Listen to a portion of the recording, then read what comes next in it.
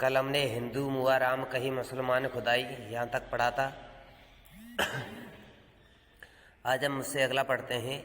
कावा फिर काशी भया रामई भया रहे, मोट चून मैदा भया बैठ कबीरा जी। यहाँ पर जो कबीर दास जी हैं वो कहते हैं कि जब व्यक्ति की मोह माया सांसारिकता इत्यादि जब समाप्त हो जाती है, एक दूसरे के प्रति जो भावनाएं हैं, हिंदू मुस्लिम सिख ईसाई ये आपस में जो लड़ाई झगड़े इत्यादि किया करते हैं, तो जब ये हमारे मन के भीतर से ये जो बुराइयां हैं जब वो समाप्त हो जाती हैं तो काबा और काशी एक हो जाते हैं, राम और रहीम दोनों एक हो जाते हैं। मोट चून मैदा बहा बैठ कबीर अजीम। जब मोटा चून कैसा हो जाता है, मैदे के समान हो जाता है, और कबीर दास जी हैं वो क्या करते हैं, बैठ करके आराम से भोजन करते हैं। कहने का तात्पर्य यह है कि मोटा चून, मोटा होता है जो हमारे मन की जो बुराइयां हैं, हृदय की जो बुराइयां हैं, वो सब कैसी हो जाती हैं और समाप्त हो जाते हैं। आगे कहता है, ऊंचे कुल का जन्म यहाँ जे करनी ऊंच ना होई। कि जो व्यक्ति है, कि जो व्यक्ति का ऊंचे कुल में जन्म तो हो, लेकिन उसका जो कर्म है वो ऊंचा ना हो, एक निम्न कर्म हो। वो किसके समान होता है, सुवर्ण कलश सुरा भरा। कि जो सोने का कलश है, स्वर्ण का जो कलश है उसमें क्या भरी हुई हो, सुरा मीस मदरा भरी हुई हो। साधु निंदा सोई। ऐसे व्यक्ति की क्या करते हैं, जो सज्जन पुरुष निंदा किया करते हैं। अब आगे उनके जो शब्द हैं उनमें कहते हैं कबीर दास जी, मोको कहाँ ढूंढे बंदे मैं तो तेरे पास में, ना मैं देवल ना मैं मस्जिद ना कावे कैलाश में। यहाँ पर जो कबीर दास जी हैं वो कह रहे हैं कि जो व्यक्ति है कि मोको कहाँ ढूंढे बंदे, कि तो उस परमात्मा को कहाँ कहाँ ढूंढता फिर रहा है। ना तो तेरे पास में, मैं तो तेरे पास में, कि मैं किसके पास हूँ, सदा ही तेरे हृदय में विराजमान हूँ। ना मैं देवल ना मैं मस्जिद, ना मैं तुम्हें देवालय में प्राप्त होऊंगा, ना मैं तुम्हें मस्जिद में मिलूंगा, ना ही मैं काबा और कैलाश, जो कि लोग हैं वो क्या किया करते हैं, वहाँ पर यात्रा पर जाया करते हैं उनके दर्शन करने के लिए, उन्हें खोजने के लिए, लेकिन वो क्या होते, वो वहाँ पर प्राप्त नहीं होते हैं।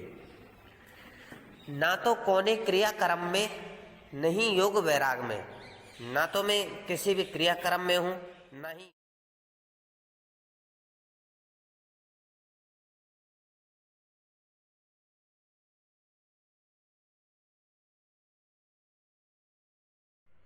ना तो कौने क्रियाक्रम में नहीं योग वैराग में।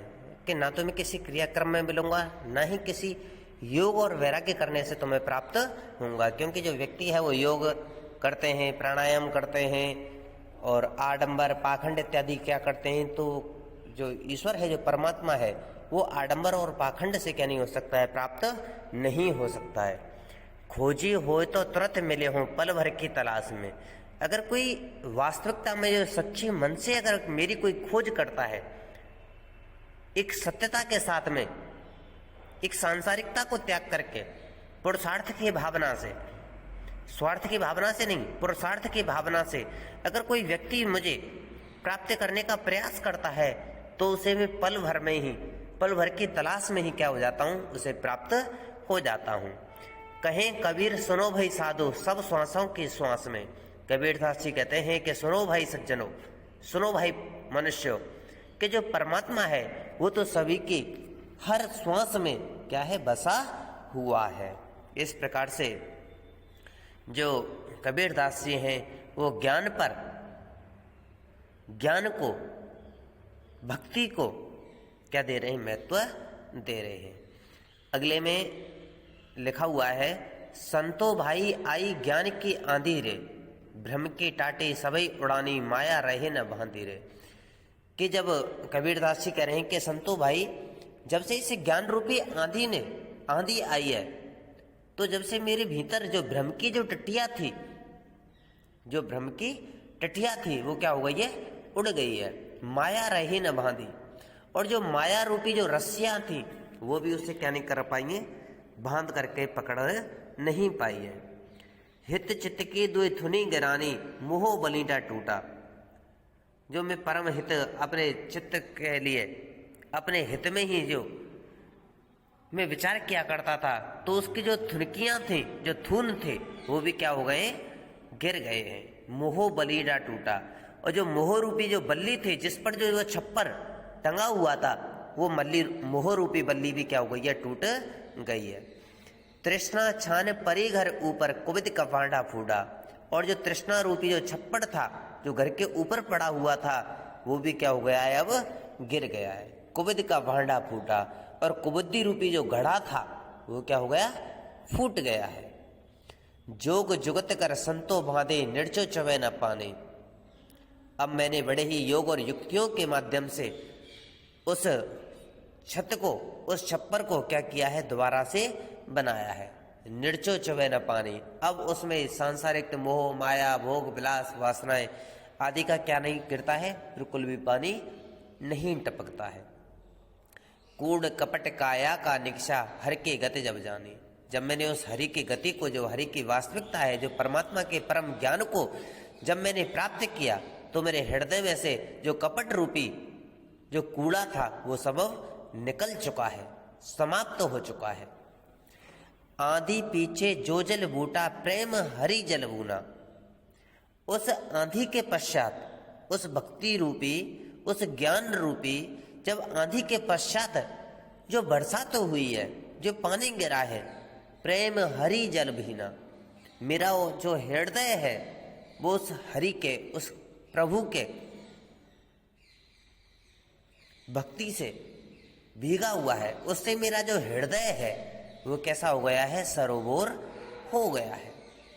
कहें कबीर भान के प्रगटे उदित भया तम सीना, जब उस हरि भक्ति रूपी जब बरसात हुई, तो उसके बाद मेरे साथ क्या होता है, जिस प्रकार से कबीर दास जी कहते हैं, भान के प्रगटे, कि सूर्य के, भान में सूर्य के, सूर्य के प्रकट होने पर उदित भया तम कीना, क्यों सूर्य के प्रकट होते ही, उदय होते ही जो अंधकार है वो समाप्त हो जाता है। उसी प्रकार जब ईश्वर रूपी जब भक्ति वो मुझे प्राप्त हुई है, उस परमात्मा का जो परम ज्ञान है जब वो मुझे प्राप्त हो गया है, तो मेरे भीतर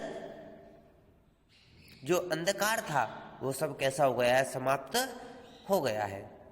इस प्रकार से कबीर दास जी हैं, वो ज्ञान के महत्व पर अत्यधिक बल दे रहे हैं। कह रहे हैं जैसे कि यहाँ पर ब्रह्म की टटिया, मोह रूपी बल्ली, हित रूपी जो थुनकियाँ थी, मोह रूपी बल्ली, तृष्णा रूपी छान, कुबुद्धि रूपी जो घड़ा था, ये सभी उस ज्ञान रूपी आंधी में आकर के कैसे हो गए, ये सब समाप्त हो गए हैं। उसके बाद में उस ज्ञान के आने के उपरांत जो व्यक्ति के हृदय में जो कपट रूपी कूड़ा होता है वो सब निकल जाता है। उसके बाद में जो भी बरसात हुई तो वो भक्ति रूपी में ही कैसा हो जाता है, वो सरोवर हो जाता है। तो यहाँ पर इसी प्रकार से कबीर दास जी उस आडंबर, बाह्य पाखंड आदि का क्या कर रहे हैं, खंडन कर रहे हैं। तो यहाँ पर जो उनकी भाषा है वो बड़ी ही सरलता लिए हुए है, सहजता लिए हुए है।